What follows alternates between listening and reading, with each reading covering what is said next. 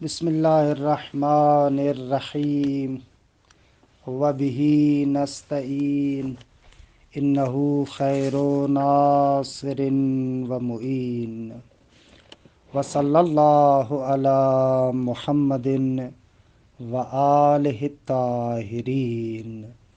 الحمدللہ ہماری گفتگو جواہر البلاغہ میں تھی۔ علم معانی کا آغاز کیا۔ مقدمے میں 5 امور کو مصنف نے ذکر کیا۔ اس کے بعد آج انشاءاللہ باب اول کا آغاز کرتے ہیں۔ باب اول اس نقطے کے بیان میں ہے کہ کلام خبر اور انشاء کی طرف تقسیم ہوتا ہے۔ اچھا، یہ بات آپ ادبیات میں بھی پڑھ چکے ہیں اور منطق میں بھی پڑھ چکے ہیں۔ مصنف خبر کی تعریف کرتے ہیں کہ وہ کلام کہ جس میں صدق اور کذب کا احتمال دیا جا سکتا ہو، اس کلام کو کہتے ہیں خبر، یا المنطق جزء ثانی میں آپ نے پڑھا تھا، اس کو قضیہ کہتے ہیں۔ منطقی قضیہ کہتا ہے اور ادبی علوم میں اسے خبر کہتے ہیں۔ عبارت کے اندر ایک اچھا لفظ استعمال ہوا ہے کہ یحتمل الصدق والکذب، محتمل صدق اور کذب ہے، یعنی سچ اور جھوٹ کا احتمال دے سکتے ہوں۔ ضروری نہیں ہے کہ سچ اور جھوٹ سے بالفعل متصف ہو۔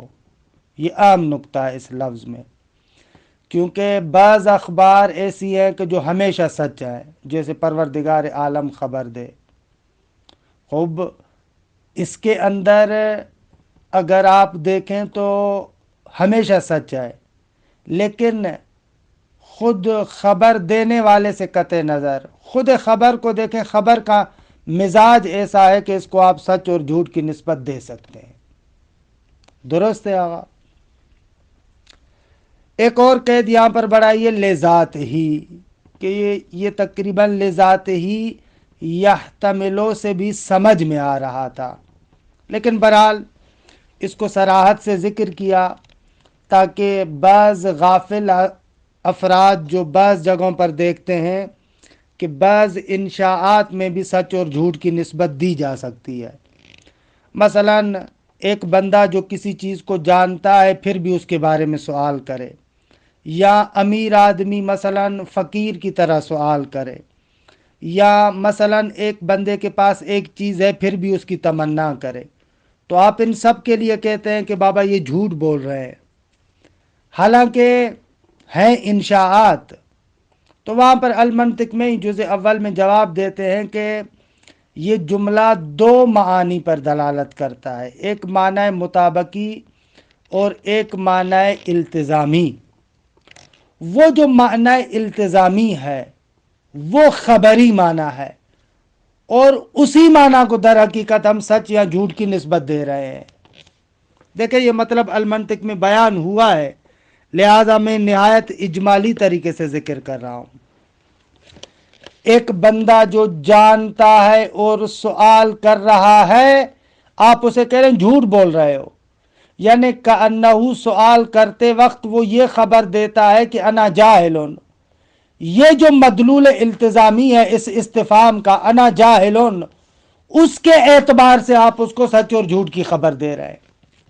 یا مثلا ایک غنی آدمی جو فقیر والا سوال کر رہا ہے تو کأنہو کہہ رہا ہے کہ انا فقیرون، میرے پاس مال نہیں ہے، تو آپ جو اس کو جھوٹ کی نسبت دے رہے ہیں اس مدلول التزامی کہ جو جملہ خبریہ ہے اس کے اعتبار سے آپ اس کو جھوٹ کی نسبت دے رہے ہیں۔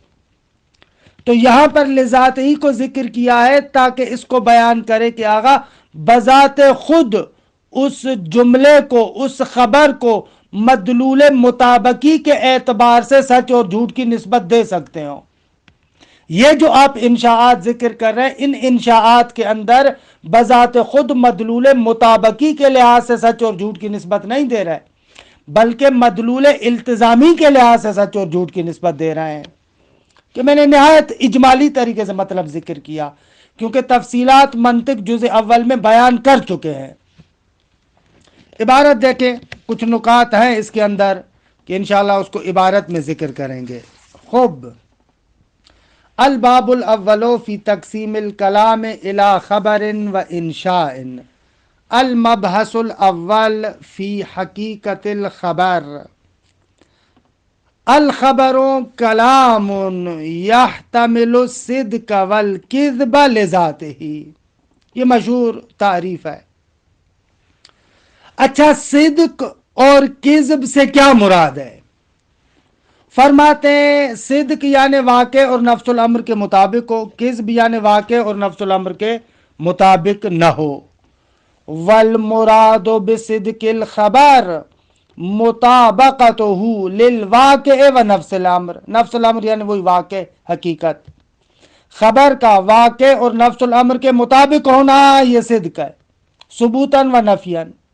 مثلا میں کہہ رہا ہوں زید کھڑا ہے اور واقعاً زید کھڑا ہو تو یہ سچ ہے، اور میں کہوں کہ زید قائم نہیں ہے اور واقعاً وہ قائم نہ ہو بلکہ بیٹھا ہو تو سچ ہے. ثبوتاً و نفیاً ایسے ہوگا. میں کہوں یوں ہے اور اسی طریقے سے ہو سچ ہے، میں کہوں یوں نہیں ہے اور حقیقت میں بھی نہ ہو صدق ہے. والمراد بکذبہ عدم مطابقتہ لہو کذالک. اور کذب سے مراد یہ ہے کہ خبر واقع کے مطابق نہ ہو. کذالک یعنی ثبوتاً و نفیاً. میں کہوں زید کھڑا ہے اور زید بیٹھا ہو تو جھوٹ ہے، میں کہوں زید کھڑا نہیں ہے حقیقت میں کھڑا ہو تو جھوٹ ہے. عبارت کو دیکھیں.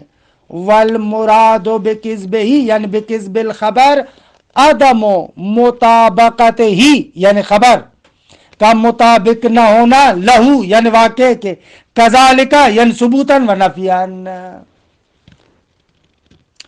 فجملۃ العلم نافع.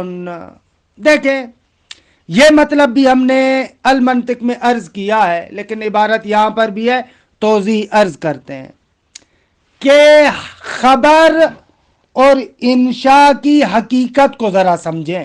کیا ہے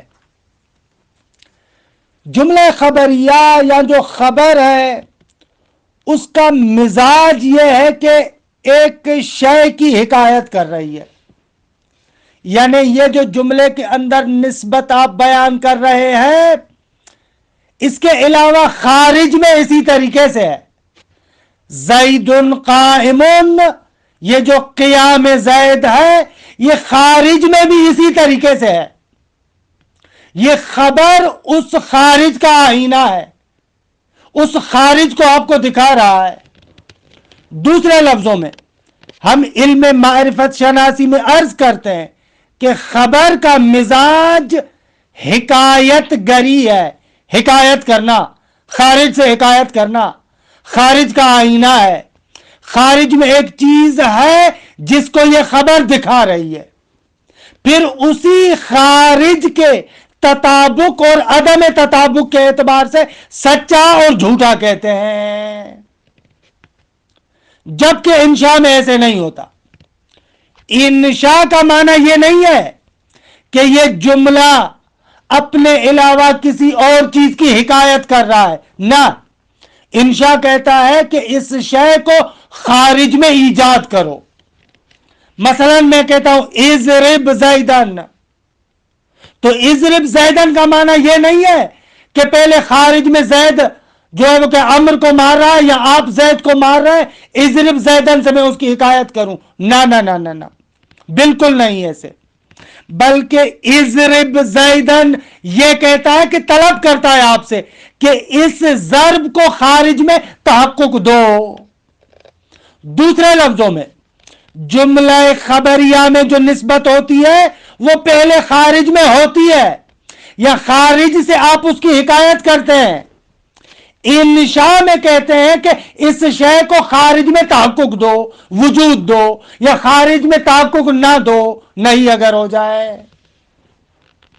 اور اسی چیز کے اندر یہ راز چھپا ہوا ہے کہ جملہ خبریہ میں سچ اور جھوٹ کی نسبت دے سکتے ہیں اور جملہ انشائیہ میں سچ اور جھوٹ کی نسبت نہیں دے سکتے. کیوں؟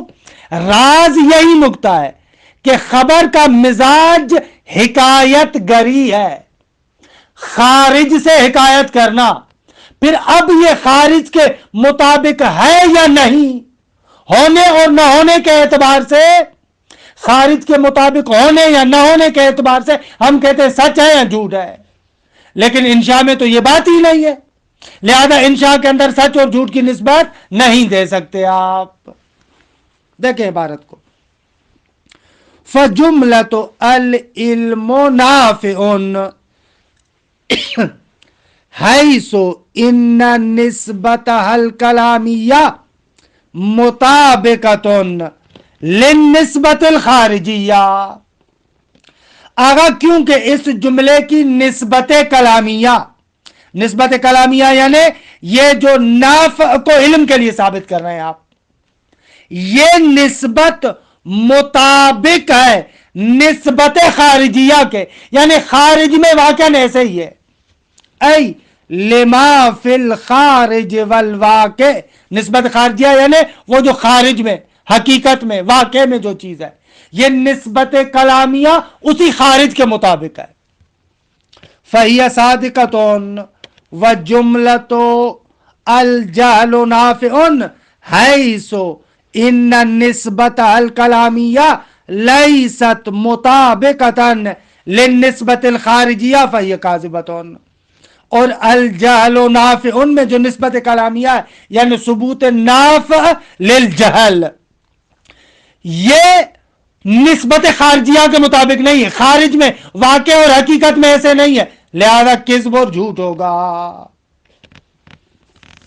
خوب یہ اصل مطلب، یہاں پر ایک آدھ نقطے کی طرف تنبیہ کرنا فائدے سے خالی نہیں ہے۔ دیکھیں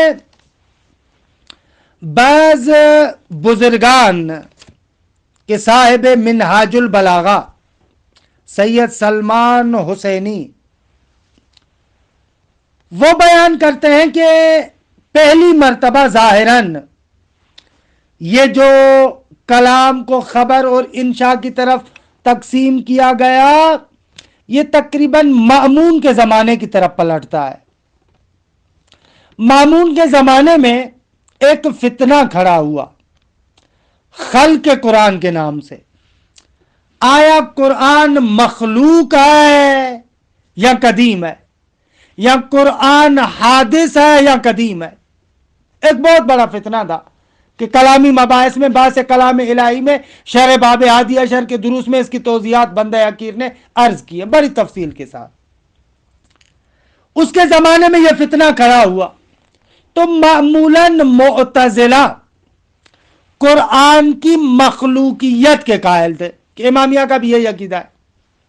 ان کے مقابلے میں ظاہریون، اہل حدیث جیسے احمد ابن حنبل جیسی شخصیات، خب یہ لوگ معمولاً اس چیز کو نہیں مانتے تھے کہ اشاعرہ کا پھر تیسرا موقف تھا، وہ کہتے تھے کہ کلام یا کلام نفسی ہے یا یہ قرآن، تو پھر کہتے کلام نفسی قدیم ہے اور یہ قرآن حادث ہے، کہ ایسے انہوں نے درمیانی بات کہی کہ بہرحال کلامی بحثوں میں اس کو ذکر کیا کہ کلام نفسی نامی چیز بالکل غیر معقول ہے، اس کا معنی ہی کوئی نہیں ہے۔ معتزلہ اپنے اس مدعا کو ثابت کرنے کے لیے کہ قرآن مخلوق ہے، وہ کہتے تھے کہ کلام یا امر ہے یا نہیں ہے یا خبر ہے۔ کہ ضمناً عرض کروں کہ کلام آیا منحصر خبر اور انشاء میں یا اس کی زیادہ اقسام ہے، تو بہرحال یہ بھی تاریخی اعتبار سے اس میں اختلاف رہا ہے۔ بعض کہتے تھے کہ کلام یا امر ہے یا نہیں ہے یا خبر ہے، درست؟ اچھا، امر نہیں کو جدا انشاء کے پیرائے میں ذکر نہیں کر رہے تھے، ان کو جدا اور خبر کو جدا ذکر کر رہے تھے۔ وہاں سے یہ تقریباً انشاء اور خبر کی تقسیم شروع ہوتی ہے۔ حتیٰ وفایات الاعیان میں آتا ہے کہ زمخشری صاحب تفسیر کشاف معتزلی تھے عقیدے کے اعتبار سے، جب انہوں نے تفسیر لکھی تو یہ تفسیر کشاف، اس کا آغاز کیا الحمدللہ الذی خلق القرآن، کہ اپنے عقیدے کا اظہار کیا کہ قرآن مخلوق ہے، تو صاحب وفایات الاعیان کہتا ہے کہ اس کو بعض لوگوں نے کہا کہ ایسے نہ کہو، وگرنہ جو بہت ساری اکثریت قرآن کی مخلوقیت کی قائل نہیں ہے، مثلا اہل سنت میں، وہ تمہاری تفسیر کو پڑھیں گے ہی نہیں۔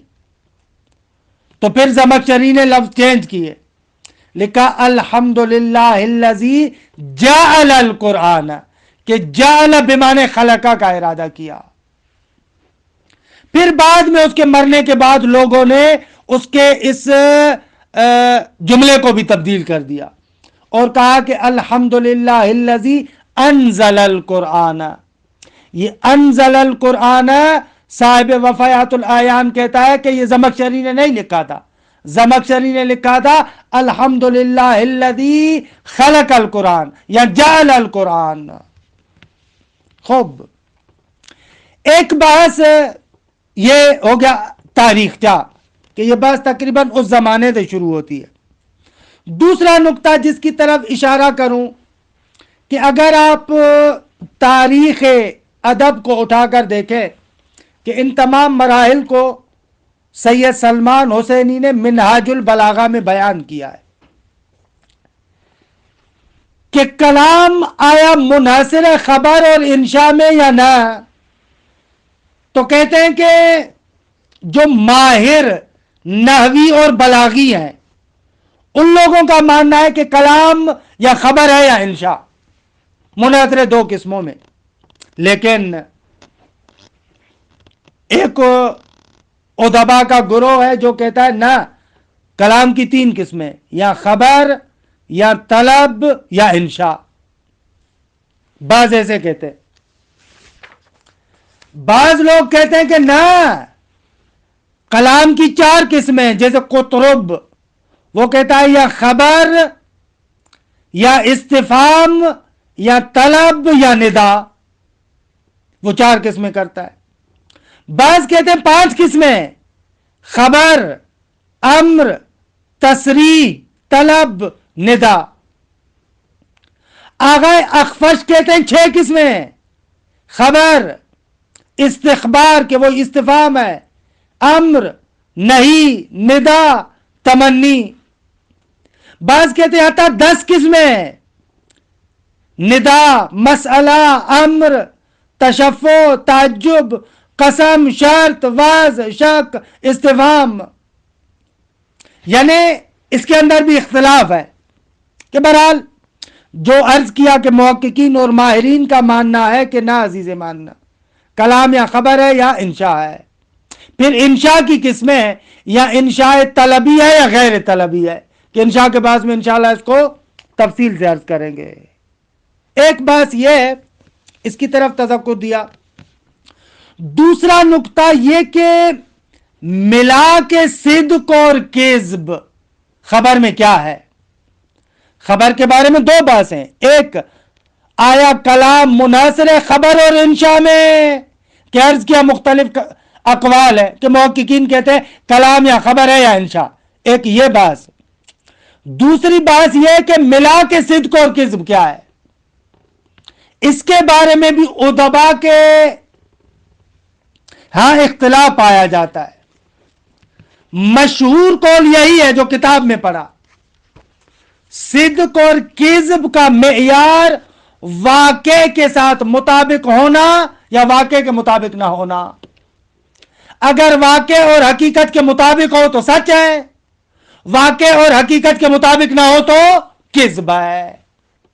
محققین یہ ملاک دیتے ہیں۔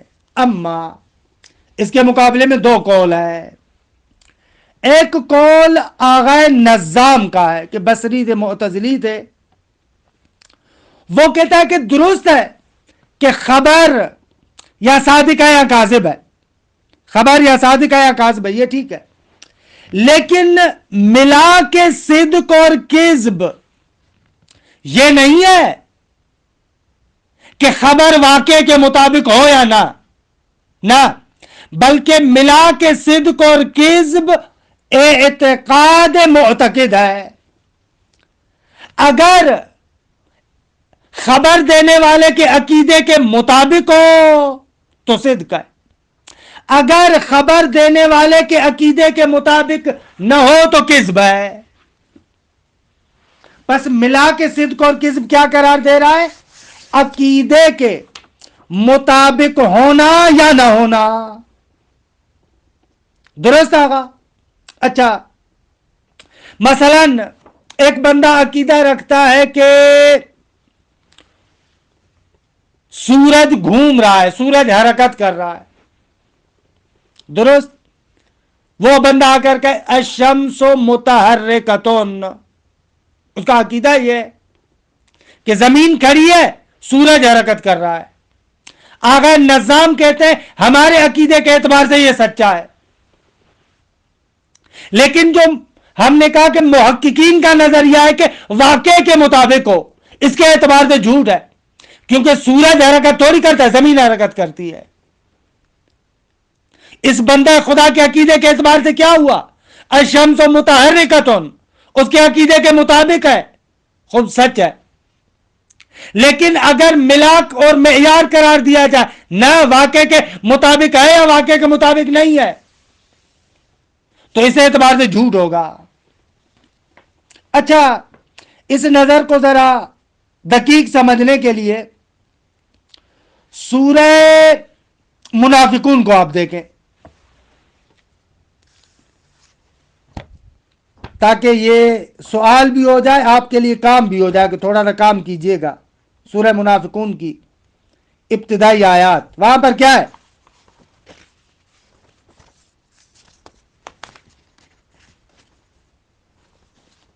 سورہ منافقون کے آغاز میں کیا آ رہا ہے؟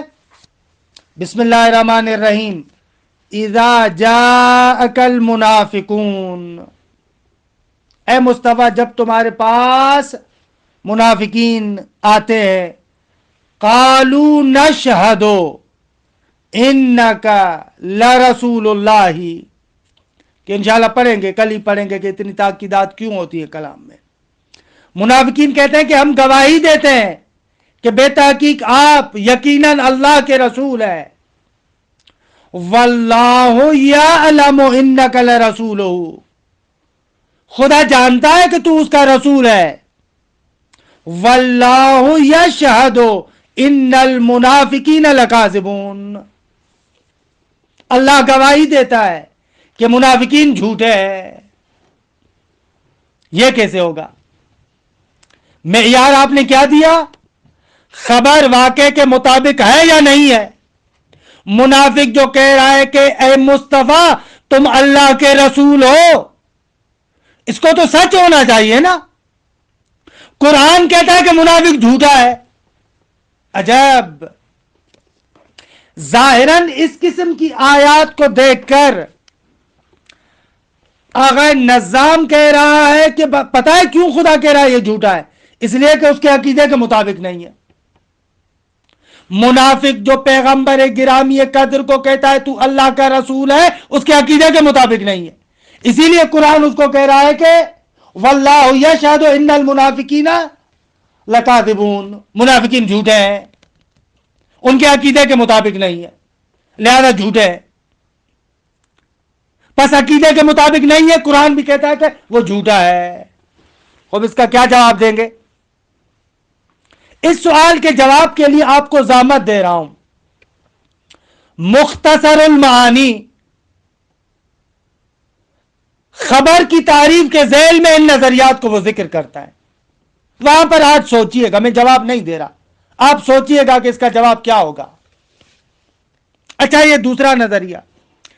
تیسرا نظریہ اس باب میں نظام کا شاگرد جاہز، وہ کہتا ہے کہ آغا یہ جو آپ بات کر رہے ہیں کہ خبر یا صادق ہے یا کاذب ہے، یہ بات درست نہیں ہے. تین چیزیں ہیں، خبر یا صادق ہے یا کاذب ہے، وَإِمَّا بَرْزَخٌ بَيْنَهُمَا، یا نہ صادق ہے نہ کاذب ہے، اس کے درمیان میں ہے. کیوں؟ معیار کیا دے رہا؟ معیار یہ کہ خبر واقعے کے مطابق بھی ہو اور اس کے عقیدے کے مطابق بھی ہو تو خبر صادق ہے. اور اسی طریقے سے کاذب کیا ہے؟ یعنی کاذب اس کے برخلاف ہے. عبارت اس کی پڑھوں، ان کان مطابقاً للواقع مع اعتقاد المخبر، خبر واقع کے مطابق بھی ہو اور مخبر کا عقیدہ بھی یہی ہو تو سچ ہے. وَإِن لَمْ يَكُنْ مُطَابِقًا لَهُ مَعَ الْاعْتِقَادِ بِأَنَّهُ غَيْرُ مُطَابِقٍ فَكَذْبٌ، خبر واقع کے مطابق نہ ہو اور اس کا عقیدہ بھی ہو کہ واقع کے مطابق نہیں ہے، پھر بھی خبر دے رہا ہے تو جھوٹ ہے. پس اس نے دونوں چیزوں کو ضمیمہ کیا. نتیجتاً اگر خبر واقع کے مطابق نہ ہو اور اس کا عقیدہ ہو کہ واقع کے مطابق ہے تو یہ نہ جھوٹ ہے نہ سچ ہے، نہ سچ ہے نہ جھوٹ ہے. درست ہوا؟ یہ تیسرا نظریہ ہے کہ ان کی توضیحات مختصر المعانی میں ہے، حتماً آپ مراجعہ کیجئے گا کہ ان نظریات کو کیسے رد کیا جائے. خوب، ایک اور بات شروع ہو رہی ہے کہ وہ بحث بہت ہی خوبصورت ہے، اغراض خبر، کہ یہ ہمارا بحث ہوگا اصلی. یہ جو ابھی بات شروع کریں گے مقاصد و اغراض خبر، یہ ہمارا اہم بحث ہے، نہایت اہمیت والی بحث ہے. بلاغت معانی کے اندر یہ معانی ثانویہ ہے. غرض، اغراض خبر کیا ہے؟ کہ بہرحال کل انشاءاللہ اس کی وضاحت کریں گے کہ ایک جملے کا معنی ہوتا ہے اور ایک غرض ہوتی ہے. معنی کیا ہے، غرض کیا ہے، کہ بہرحال یہ خوبصورت مباحث ہے انشاءاللہ جلسے آئندہ میں. وصلی اللہ علی محمد و اہل بیتہ الطیبین الطاہرین.